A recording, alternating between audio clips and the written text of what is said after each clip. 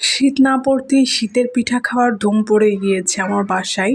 মূলত ডিম চিতই খেতে ইচ্ছে করতেছিল, যেহেতু নদী এলাকায় সাইডে একটু শীতের আভাস চলে আসছে। সন্ধ্যা হলেই ঠান্ডা লাগে, ফ্যানের বাতাস আর বাইরে বের হলে ঠান্ডা একটা ওয়েদার, ভালোই লাগে এরকম, না ঠান্ডা না গরম।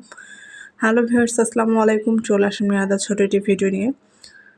আশা করি আজকের ভিডিওটা ভালো লাগবে। এ তো খুব ইচ্ছে করতেছিল ডিম চিতই খাবো, যে কথা সেই কাজ। ঘরে তেল মানে চালের আটা ছিল, সাথে হচ্ছে তাওয়াটাও ছিল, তো ভাবলাম একটু পিঠা বানিয়ে ফেলি। এ তো আটা গুলে চলে আসছি রান্নাঘরে। আসার পরে এখানে হচ্ছে সাদা চিতই ভেজে নিচ্ছিলাম। আর ইদানিং হচ্ছে যে চিতই পিঠাগুলো খালি তাওয়াতে আটকে যাচ্ছে, কেনার পর প্রথম ভালো হয়েছে, তারপর থেকে হচ্ছে যেরকম আটকায় যায়। গত বছর এরকম হয়েছে, এই বছরও তাই। 2-3টা পিঠা করার পর দেখা যাচ্ছে 2-1টা ভালো হচ্ছে, তারপর আবার এরকম হচ্ছে। কেন এমন হচ্ছে বুঝি না আসলে। গ্যাসের হচ্ছে যে চুলায় হয়তো বা এই জন্য, নাকি মাটির চুলায় হচ্ছে একভাবে আসে, তাপটা একই রকম থাকে। তো সন্ধ্যার নাস্তায় ছিল আমাদের ডিম চিতই। তারপরে নাস্তা করে তো ওর বাবার সাথে দুষ্টামি করতেছিল ফোনে, আর আব্বুরে বলতেছিল কথা বলো, না হলে দাদম দিব, মানে পিটুনি দিব।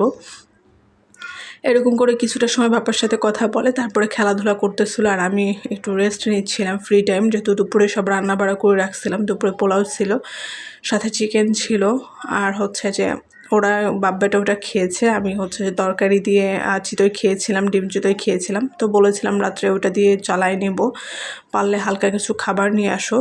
তো এই তো লাবির আব্বু চলে আসছে কিছুক্ষণ পরে, আর আসার পরে কিছু বাজার নিয়ে আসছিল। আর আমার ছেলে বাজার পেয়ে তো সে আগে হাতে ধরতে হবে, তার প্রতিনিয়তই সে এই কাজগুলোই করে, যাই আনুক আগে ওই নিতে যাবে। তো বাপ দিচ্ছিল না, যেহেতু ও নিতে পারবে না। তো এদিকে চাল ছিল, পেঁয়াজ ছিল, সাথে হচ্ছে যে আলু ছিল, অনেক রকমের বাজার নিয়ে আসছে, সাথে শুকনো বাজার, দুধ, চিনি, বিস্কিট, নুডলস লাবিবের জন্য, সাথে একটা শর্মা নিয়ে আসছিল।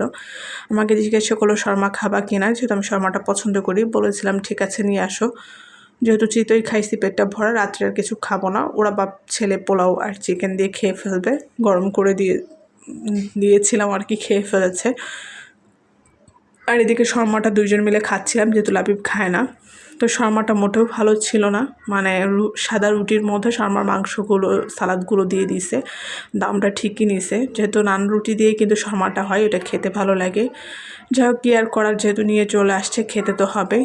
পরে তো আমরা হচ্ছে 2 ভাগ করে 2জন মিলে খেয়ে নিই, মোটেও স্বাদ ছিল না। তো তারপরে চলে আসি রান্নাঘরে বাজারগুলো গুছানোর জন্য। তো পেঁয়াজগুলো ঝুড়িতে ঢেলে নিয়েছি অফ ক্যামেরায়। আর এদিকে লাবিবের আব্বু হচ্ছে যে জিওল মাছগুলো জিয়ে রাখছে, মাছ নিয়ে আসছিল, মাছগুলো যেহেতু তাজা ছিল, ছেলেকে দেখানোর জন্য পানির মধ্যে জিয়ে রাখছে। তো এই তো মাছগুলো। তো আজকের এই ছোট্ট ভিডিওটা এ পর্যন্ত শেষ করছি। কে কোথা থেকে দেখলেন, ভালো লাগলে অবশ্যই লাইক, কমেন্ট, শেয়ার করতে ভুলবেন না। সবাইকে ধন্যবাদ, ভালো থাকবেন, সুস্থ থাকবেন, আল্লাহ হাফেজ।